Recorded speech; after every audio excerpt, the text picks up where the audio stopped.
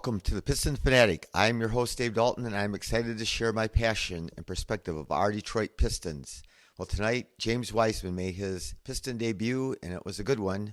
Got to see him play, and it was fun to watch him. It's obvious that he, hasn't played a lot. He's out of shape a little bit, but we'll be discussing that today and the game against the Celtics.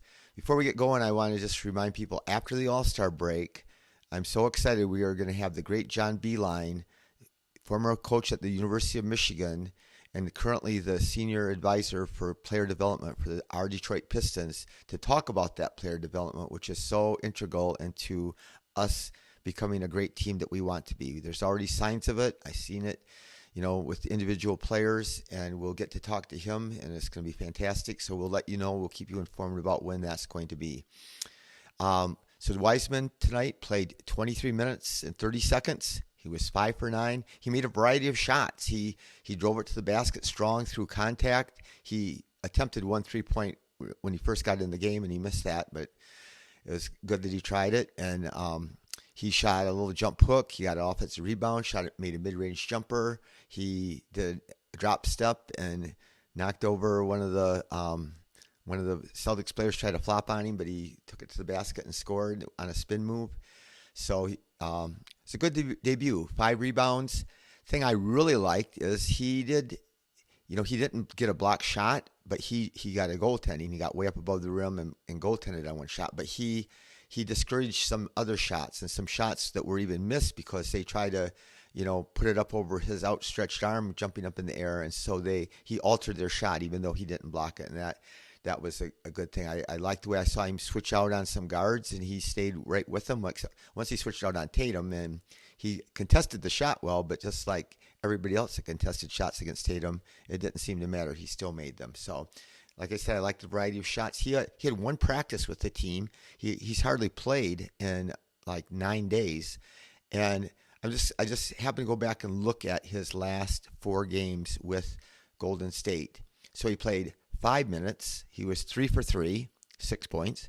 17 minutes, he was 3 for 4, 9 points. 7 minutes, 2 for 4. 10 minutes, 4 for 7. So not only can you not get in shape, you can't even get in a rhythm when you see that happen. And so, it's only makes sense that he's not near his best. Like I said, he was out there for a little while with the Pistons, and by the end of his stretch, it was obvious that he was laboring and tired. So I'm so excited to see him get in shape, get integrated to our team, get some practices under his belt. And, I think he's got to be excited to be able to finally get a chance to play some consistent minutes, because it's really hard when you play 5, 17, 7, or 10 minutes to get in any kind of rhythm. So, yeah, it'll be good. So I'm just bummed we only have 23 games left, because I love watching our team play. Tonight we got beat pretty bad, but it was down to a 5-point game, largely because the Bogey just was red hot in the third quarter. But we cut it down to 5 late in the third quarter, and then the Celtics pulled away. And that's a common story that's happened to us quite a bit. So the final score was 127-109. Like I said, it was a lot closer than that. We got way behind early, and then we fought back like we've done so many times. So Pistons shot 51%, 38% on threes. We only took 16 free throws, and we're averaging way more than that. But the Celtics, I think, only got like 10 free throws, or they got very few free throws. So, but they were on fire from the three-point line. But, they shot 47% on threes, 53% overall, but they're doing that to everybody in the league. They knocked down 1 million threes. And last night, before this game, they played back-to-back. A lot of their main players didn't play against Milwaukee, but they lost in overtime to Milwaukee without Tatum and Horford and a bunch of guys. So, they got it rolling. They were, obviously one of the best teams in the whole NBA. So, Bogey, again, he's been on fire. He's averaging over 30 points his last 3 games, and so efficient, 12 for 17, only 1 for 3 to score 28 points for Bogey and only be 1 for 3 on threes, and he was 3 for 4 on free throws. That's unusual because he usually is a great 3-point shooter and gets a lot of 3-point shots, but he does have a lot of ways to score. The only thing that concerns me is that he played by far the most minutes on the team. He played, I can't remember exactly if it was 34 minutes, and he was in the game at the end of the game with like 3 minutes left, and it's like we're getting blown out. Why is he on the court when he's about to turn 34 years old? We want him to help us next year, and there just doesn't seem to be any point of when the game is over, literally, you're getting blown out, and to still have him out on the court that late in the game, it didn't make sense to me. So, Stu, it was cool for Stu because he only played 26 minutes, which is surprising, but he scored 14 points, 5 for 8. But the coolest thing was he was 4 for 6 on threes. Like I said, he has been terrible on threes for a couple weeks or more, but in the last 2 games he's 6 for 9. So that is on fire, and so that's a good thing for him. His mentality going into the All-Star break. He had 6 rebounds. Duran only played 25 minutes. I don't know why. I guess I do know why, because they wanted to play Wiseman.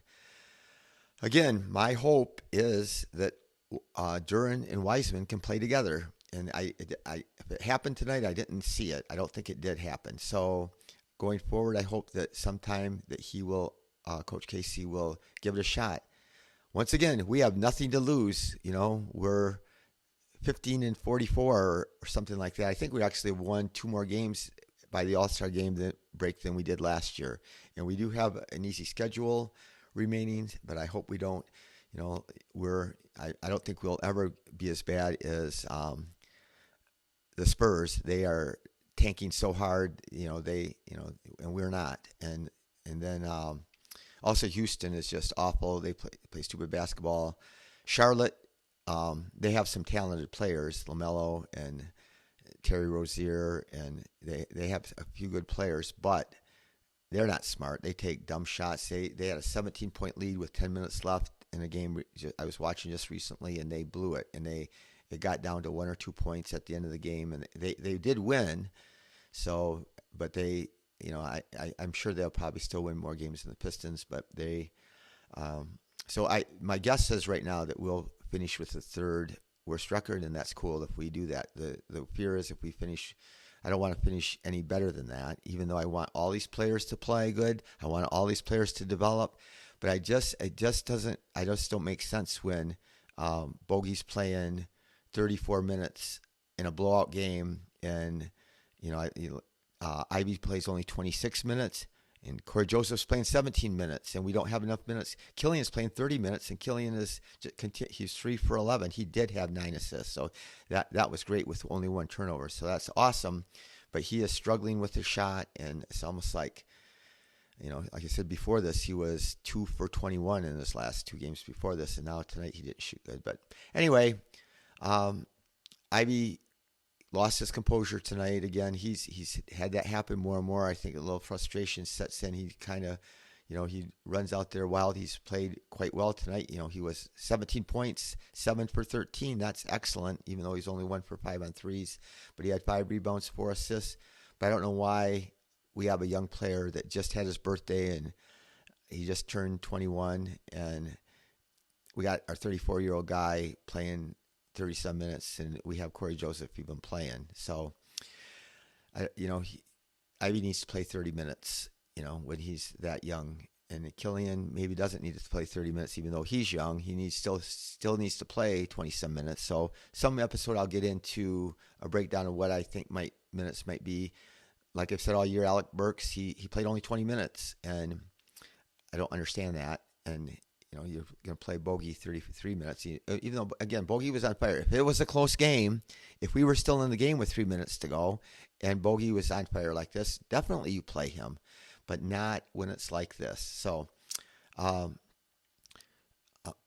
Celtics, Tatum, this makes no sense. So a big thing in the NBA right now is everybody's scoring 40. Everybody's trying to get 40 or 50 or 60. And so Tatum is out there. They took him out with 1:23 left, and he was like frustrated. I mean, I don't know how he reacted funny. You could tell he wanted to stay in the game because he had 38 points. So he wanted to get his 2 points more so he could get 40. What if you get injured? You guys are playing for the championship.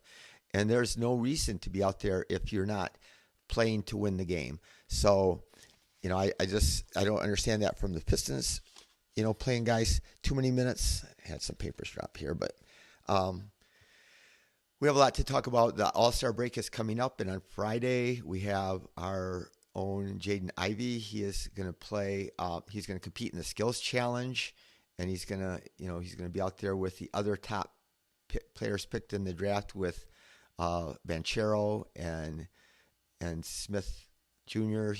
So those three that were the three of the top rookies and that were picked in the top 5, and then he's going to be in the rookie challenge game, him and Duran. So we have 2 guys in there. That's going to be fun on Friday night. They play a little round robin tournament there. They divided all the best first and second year players along with the G League players into 4 different teams, and they have like a mini little tournament with short games. But it was fun. Last year Cade was MVP, and obviously we would have 3 players in it this year because obviously Cade would have been in it had he been healthy. So that's going to be fun to see. So after that, we'll get into a lot of things we got to talk about, and I am glad again. I just, like I said, I've been blown away by your support and by all of you that have been watching this podcast. We'll have the next one probably pop on Saturday where we'll discuss what happens in the skill competition in the Rising Stars game, and then we'll talk about a breakdown of what we see coming in the future for our Pistons for the end of the year. And like I said, it's tricky. We got all these players. So Isaiah Livers, he played 22 minutes and he was minus 18, but he's out there for 22 minutes. He has 0 for 1, 2 rebounds, 1 assist.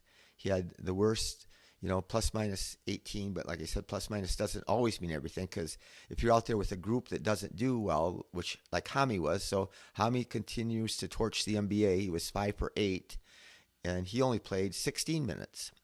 So he was minus 16 though, because he played at the same time that our bench did, and our bench didn't do great. So looking forward, I just hope that Wiseman gets in shape and that he gets to play some with Duran just to see what it's like. And like I said, I repeatedly, we don't have anything to lose by experimenting to see it. These last games is just going to be really important for Coach Casey to break it down, but he does have to get a handle on his rotations and the minutes played to make sure that we utilize our young guys, because that is our future. That's what we need to find out and figure those guys out. But again, share this. Tell your friends about this podcast, and thank you for listening. And please leave comments. I will try to answer all of them the best that I can. Thank you to my wife for all of her help and my nephew. And do something nice for somebody today. Go Pistons, and thank you. Have a good night.